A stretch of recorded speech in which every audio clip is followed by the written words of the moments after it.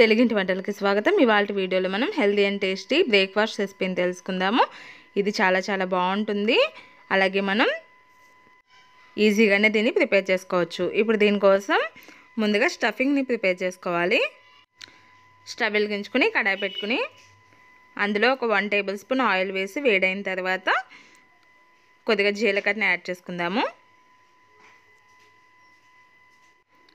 జీలకర్ర ఈ విధంగా చిటపట్లాడిన తర్వాత సన్నగా కట్ చేసుకున్న ఒక మీడియం సైజ్ ఉల్లిపాయ, ఒక 2 పచ్చిమిరపకాయలు వేసుకుని ఒక 2 నిమిషాల పాటు పచ్చివాసన పోయేంత వరకు ఫ్రై చేసుకోవాలి. మంటని మీడియం ఫ్లేమ్లో పెట్టుకోండి. మీడియం ఫ్లేమ్లో పెట్టుకుని చూసారు కదా, ఆనియన్స్ ఈ విధంగా సాఫ్ట్ అవ్వాలి. ఇప్పుడు ఇందులో ఉడికించి పెట్టుకున్న ఒక 2 బంగాళదుంపల్ని ఈ విధంగా తురుము తీసుకుని ఇందులో యాడ్ చేసుకుని మొత్తం అంతా కూడా ఆనియన్స్తో పాటు కలిసేలాగా కలుపుకోవాలి. ఇందులో ఒక 1/2 టేబుల్ స్పూన్ కారం,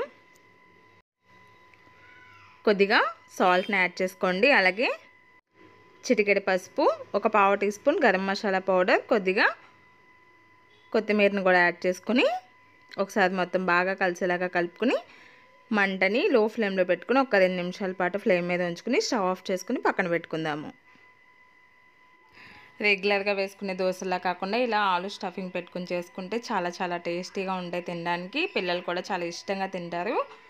చూసారు కదా, మన స్టఫింగ్ రెడీ అయిపోయింది. ఇప్పుడు ఒక బౌల్ తీసుకుని అందులో ఒక కప్పు గోధుమ పిండిని యాడ్ చేసుకోండి. అలాగే ఒక 1/2 కప్పు శనగపిండిని కూడా యాడ్ చేసుకోండి. ఇప్పుడు ఇందులోనే ఒక 1/4 టీ స్పూన్ కారం, కొద్దిగా సాల్ట్ని యాడ్ చేసుకోండి. అలాగే చిటికెడు పసుపుని వేసుకుని ఒకసారి బాగా కలుపుకోవాలి. మొత్తం అంతా కూడా కలిసేలాగా కలుపుకుందాం.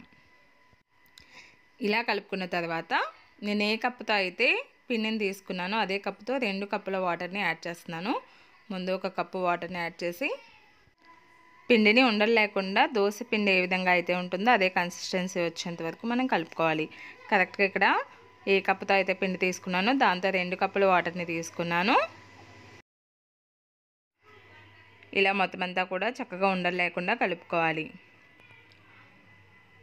చూసారు కదా, మన దోశ కన్సిస్టెన్సీ ఏ విధంగా ఉంటుందో అదే విధంగా ఉంది. ఇప్పుడు స్టవ్ వెలిగించుకుని తవా పెట్టుకొని కొద్దిగా ఆయిల్ వేసుకోండి. ఇలా ఆయిల్ వేసి టిష్యూ పేపర్తో మొత్తం అంతా కూడా క్లీన్ చేసేసుకోండి. ఇలా క్లీన్ చేసుకొని మనం ముందుగా కలిపి పెట్టుకున్న పిండిని దోశలా వేసుకుందాము. పిండిని ఈ విధంగా తీసుకుని దోశని ఏ విధంగా అయితే స్ప్రెడ్ చేసుకుంటామో సేమ్ అదే విధంగా వేసుకోవాలి. ఇది చూడడానికి చాలా టైం ప్రాసెస్లా అనిపిస్తుంది, బట్ టేస్టీగా ఉంటుందండి. ఎప్పుడైనా సండేస్ ఫ్రీగా ఉన్నప్పుడు పిల్లలకి ఇలా చేసి పెట్టండి, చాలా ఇష్టంగా తింటారు. చూసారు కదా, ఇప్పుడు దీనిపైన కొద్దిగా ఆయిల్ని కూడా అప్లై చేద్దాం. ఇలా ఆయిల్ అప్లై చేసి ఒక 2 నిమిషాల పాటు ఫ్రై చేద్దాం. ఇప్పుడు రెండో వైపుకి కూడా తిప్పుకుందాము. ఇలా రెండో వైపుకి తిప్పుకుని మళ్ళీ ఒక 2 నిమిషాల పాటు ఫ్లేమ్ మీద ఉంచుకుందాం. ఇప్పుడు మనకి దోశ రెడీ అయిపోయింది. ఇప్పుడు దీన్ని ఒక ప్లేట్లోకి తీసుకుందాం.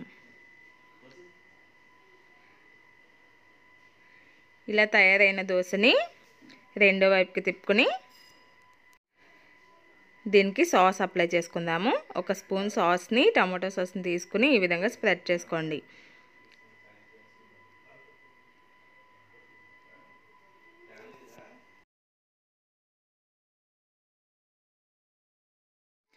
ఇలా స్ప్రెడ్ చేసుకున్న తర్వాత మనం ముందుగా తయారు చేసుకున్న ఆలు స్టఫింగ్ని ఇందులో పెట్టుకుందాము.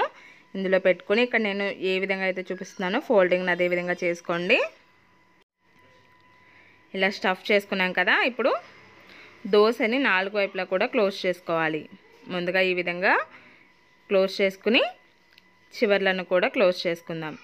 దోశ వేడిగా ఉన్నప్పుడు మనం ఈ విధంగా చేసుకుంటే మడత ఊడిపోకుండా ఉంటుంది. పిల్లలకి కనుక ఇలా చేసి పెట్టినట్లయితే చాలా ఇష్టంగా తింటారు. తప్పకుండా ట్రై చేయండి. చూసారు కదా, మడత ఊడిపోకుండా ఉండాలంటే దోశ వేడిగా ఉన్నప్పుడు చక్కగా మనం తయారు చేసుకుంటే ఈ విధంగా మనం ఏ విధంగా పెట్టామో అలాగే ఉంటుంది. ఇప్పుడు మీకు టమాటో సాస్ బాగా ఇష్టమైనట్లయితే కనుక మధ్యలోనే కాకుండా దోశ మొత్తం కూడా ఈ విధంగా స్ప్రెడ్ చేసుకోండి. ఇలా స్ప్రెడ్ చేసుకుంటే చాలా టేస్టీగా ఉంటుంది. మనం తినే ప్రతి బైట్లో కూడా చక్కగా సాస్ తగిలి మంచి టేస్టీగా ఉంటుంది. సేమ్ అదే విధంగా స్టఫింగ్ని మధ్యలో పెట్టుకొని మళ్ళీ ఫోల్డ్ చేసుకుందాము.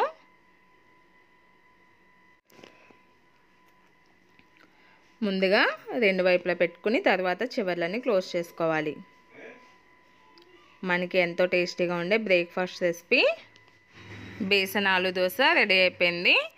ఈ రెసిపీ కనుక మీకు నచ్చినట్లయితే తప్పకుండా ట్రై చేయండి. అలాగే మీ ఫీడ్బ్యాక్ నాకు పంపించండి. మరిన్ని రెసిపీస్ కోసం తెలుగింటి వంటల్ని సబ్స్క్రైబ్ చేసుకోండి.